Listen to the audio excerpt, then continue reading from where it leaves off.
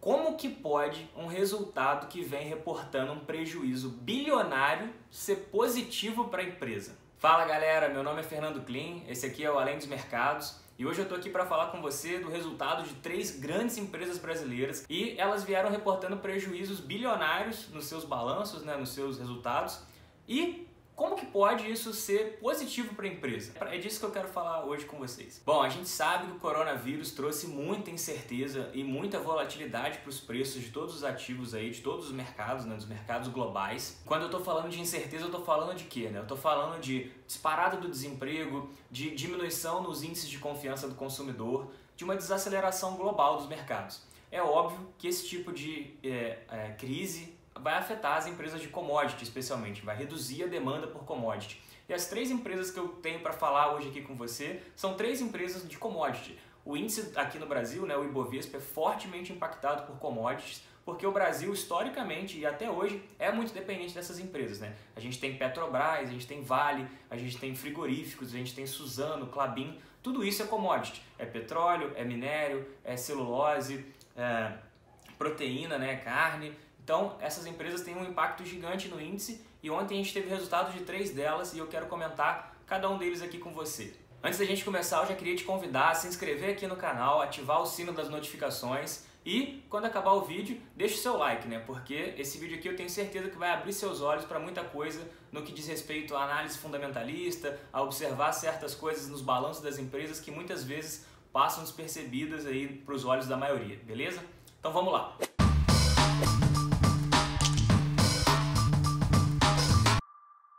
A primeira que eu quero falar é a Suzano, a maior exportadora aí de celulose do país. Suzano chegou ontem apresentando um resultado com 9 bilhões de prejuízo.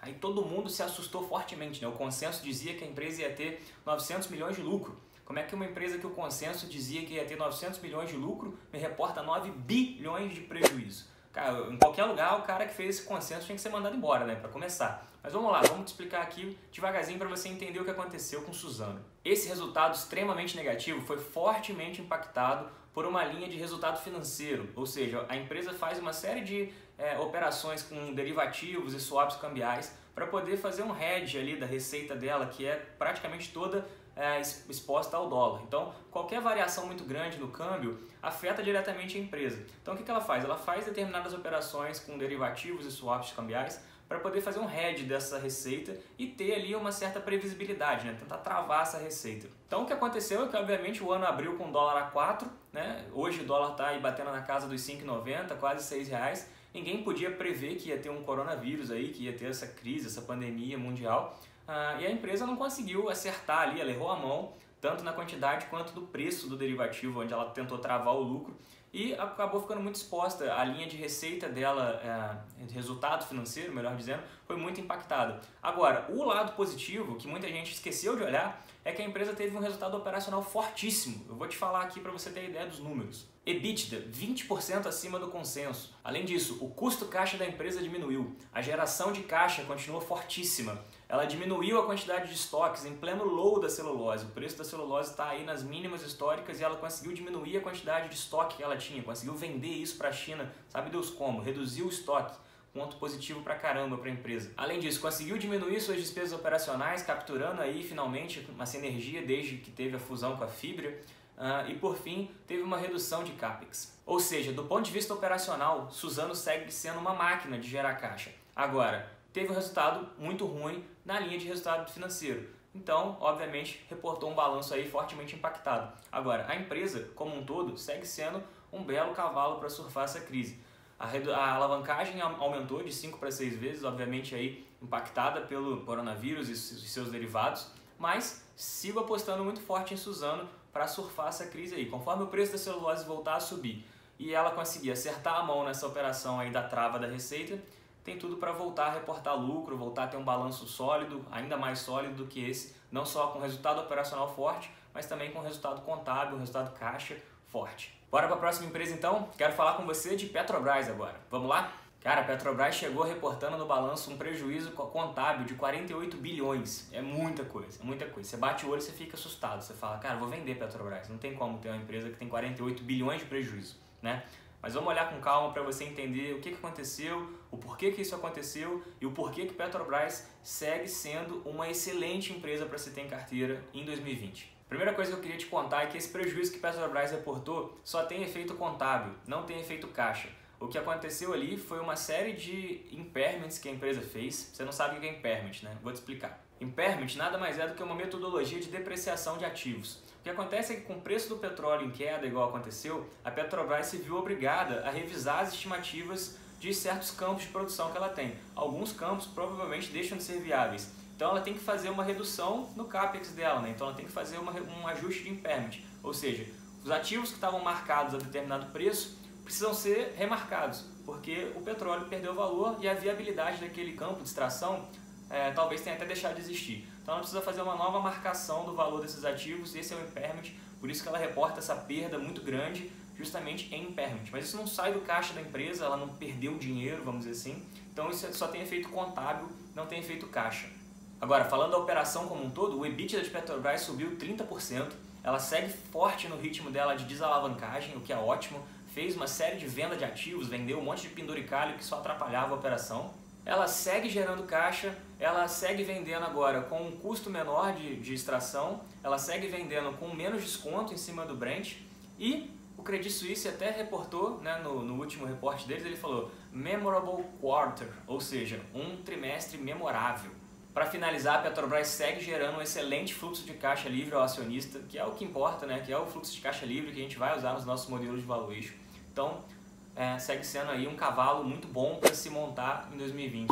Para terminar esse vídeo, eu quero te falar de JBS. JBS também reportou um prejuízo forte de cerca de 6 bilhões, que também foi impactado pela variação cambial. Então é outra empresa cujo prejuízo só tem efeito contábil, não tem efeito caixa, e que, assim como Petrobras, por outro lado, né, teve um fluxo de caixa operacional 43% melhor do que o ano anterior. Teve uma alavancagem que caiu de 3,2x para 2,8x. E, agora é a cereja do bolo, cara. A empresa tem 24 bilhões em caixa, ou seja, ela consegue pagar as dívidas para frente até 2025 se ela quiser. Então assim, empresa muito sólida, a empresa que vai surfar aí essa demanda alta que a gente tem agora por proteína no mundo todo, vai vender com dólar alto agora, diferente de Suzano, não tem aquele prejuízo todo com derivativos, eles não se meteram a besta em ficar fazendo estruturas com derivativos, eles só marcaram ali no swap cambial mesmo, na variação do câmbio, e agora vai exportar com dólar alto, vai exportar com a demanda lá em cima, voltou a poder vender para os Estados Unidos, né? Acabou aquela proibição lá contra consumo de carne brasileira, importação de carne brasileira. Então, céu de brigadeiro aí nos próximos 2 anos, pelo menos, para esses frigoríficos. Só reforçar aqui para finalizar que tanto o BTG quanto o Credit Suisse reforçaram a posição de compra no ativo nos últimos relatórios. Então assim, é o terceiro cavalo aí muito potente para se surfar essa crise. Cara, para finalizar, eu queria te pedir para você curtir esse vídeo se você ficou até o final e gostou, para você se inscrever no canal de novo, ativar o sino das notificações e vou te falar um negócio. Parece que quem vai surfar essa crise aqui no Brasil, pelo menos, são essas grandes empresas exportadoras e voltadas para commodity. Porque o governo está deixando o dólar solto, né? Tá batendo aí na casa dos R$6, tá com um diferencial de juros muito baixo, então isso acaba desancorando o dólar, né? O gringo não tem interesse em trazer o dinheiro dele para cá para investir e rentabilizar só um juro real aí de menos de 1%, né? A Selic é 3%, a inflação de cerca de 2%, você tem um juro real aí na casa de 1%, até menos de 1%. Então não é interessante o gringo botar dinheiro aqui para ficar rentabilizando no juro. Acaba que o dólar se aprecia frente ao real, o dólar fica caro e essas empresas que exportam voam aí de vento em popa. Para finalizar, queria te pedir para deixar aí no comentário se você não entendeu algum conceito que a gente falou aqui, se você gosta desse tipo de conteúdo, de análise fundamentalista, um olhar mais carinhoso para o balanço das empresas, se você quer aprender a ver essas coisas. Isso é muito importante porque você não fica na mão de casa de análise, de Twitter da vida, onde tem muita torcida, muito oba-oba, a galera sai falando a primeira coisa que vê pela frente, sai repetindo o que ouviu, sem saber se é verdade ou não, sem ter nem aberto o balanço da empresa para tentar entender o que aconteceu. Tá? Então é muito importante você saber analisar esse tipo de coisa, saber o que procurar e aonde procurar e, principalmente, não acreditar de primeira no que você ouve por aí, também não acreditar de primeira no press release, né, na apresentação de resultado das empresas. Abre aquilo ali, vai olhar lá, olha com carinho no balanço, Me segue lá no Instagram, eu fiz uma série de posts sobre análise fundamentalista, análise de riscos, análise de balanço, o que olhar em cada lugar. Então isso vai te ajudar muito se você quer aprender mais sobre isso, beleza? E deixa aí no comentário, se tiver uma demanda legal, eu faço mais vídeos sobre isso, vai ser um prazer, eu adoro esse assunto, beleza? Forte abraço e a gente se vê no próximo vídeo.